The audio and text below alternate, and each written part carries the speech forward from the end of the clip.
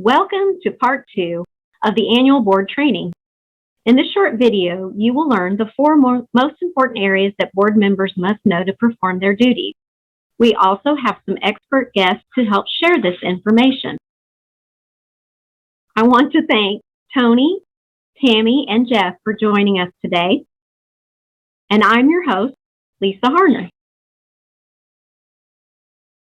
Before we begin, we just want to remind you why being a board member for ESC is so important. Jeff, why would someone want to be a board member for ESC? Well, as a board member, your voice and input is very important in overseeing our agency. As you can see from the slide, our agency is very large and we reach many people in our communities.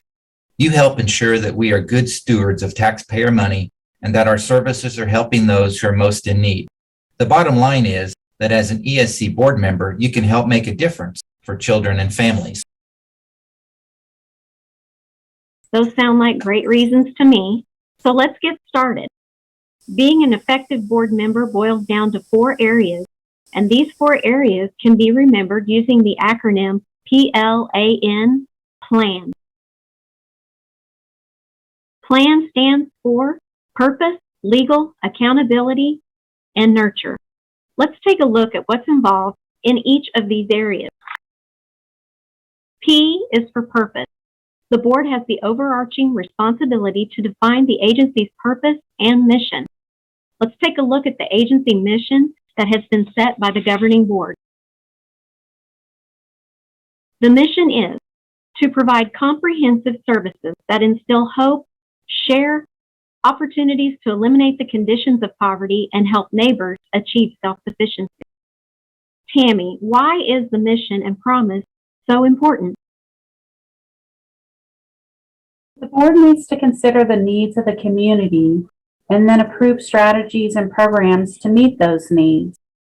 Our board has approved a community needs assessment and strategic plan, and you can find these in your board notebook. Let's move on to the next area of board responsibility using my favorite letter L. L stands for legal. Tony, can you tell us more about the board's legal responsibilities? Sure. The board has the legal authority and the responsibility that comes with operating a large nonprofit corporation like ours. We have an over $20 million budget. That's a lot of money, so there's a lot at stake. This means making decisions that are in an ethical, lawful, and responsible manner. The board does that by operating under a set of approved bylaws that determines the structure, the operations, and the procedures of the board. Board members should ask questions and provide oversight to ensure that agency matters are conducted in ways that are legally and ethically sound. And the board should also follow the bylaws established or go through the necessary steps to change or amend them if needed. Does everyone know where to find a copy of the bylaws?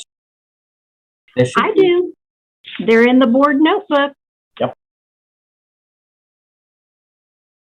The next area the board's responsible for starts with the letter A.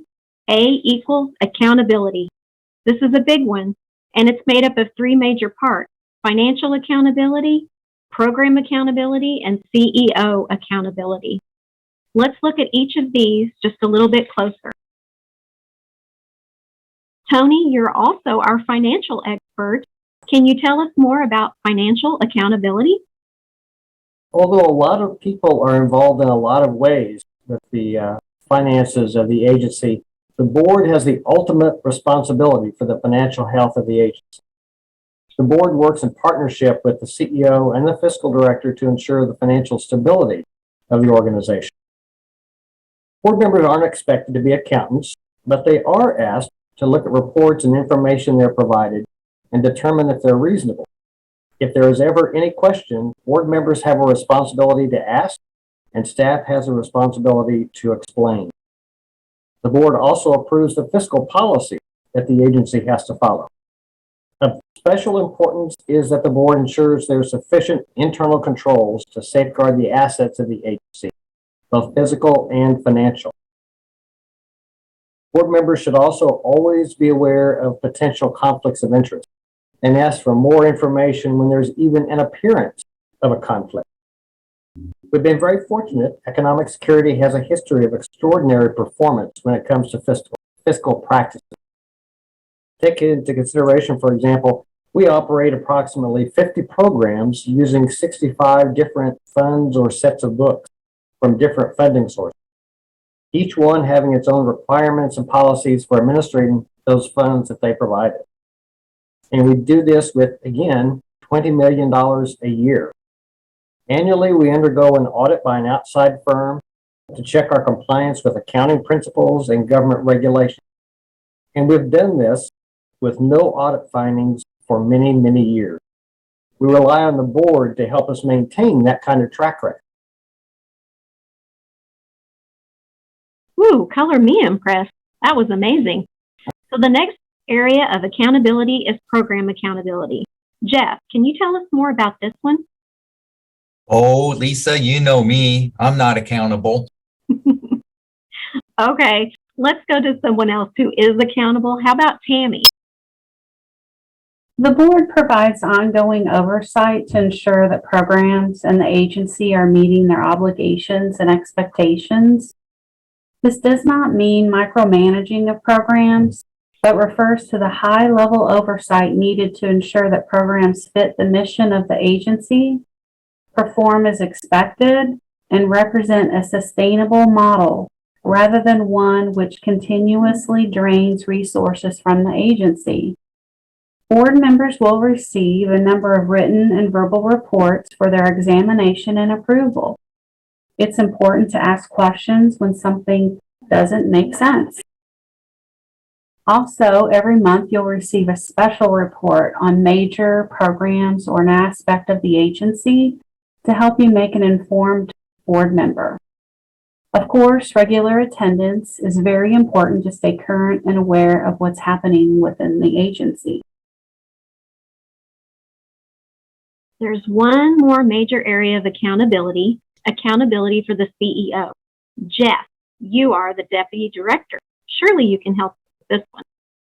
Okay, Lisa. The board employs one person, the chief executive officer. All of the other agency staff are employed by the CEO. The board chair is usually the primary point of contact for the board with the CEO, but the entire board must support the CEO. This includes at least an annual performance review, suggestions for improvement, and opportunities to continue growing their skills and abilities in the job. The board must communicate expectations to the CEO so that he or she has clear goals and standards to meet.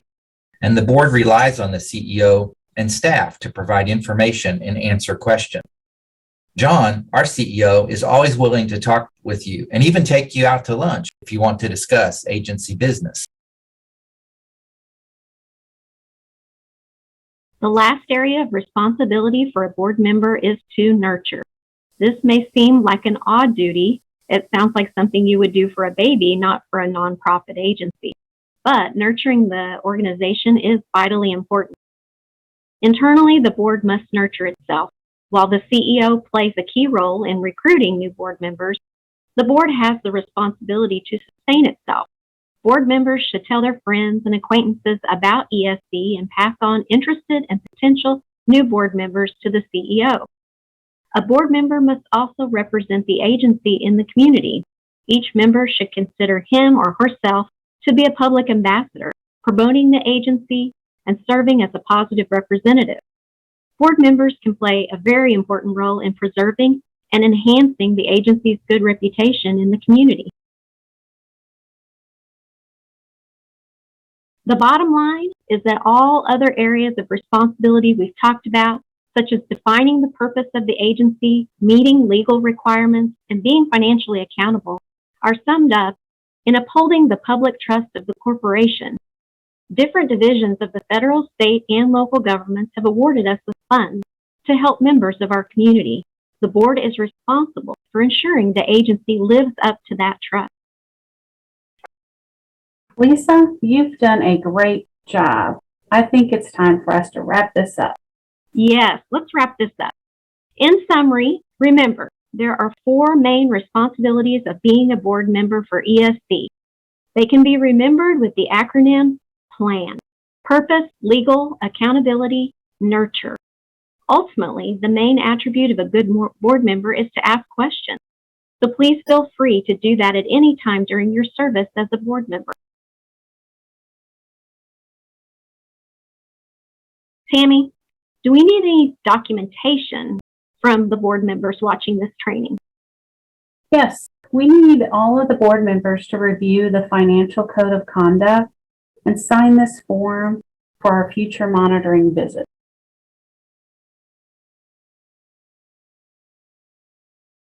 We want to end tonight by saying thank you, all of you, our board members, for serving on the ESC Board of Directors.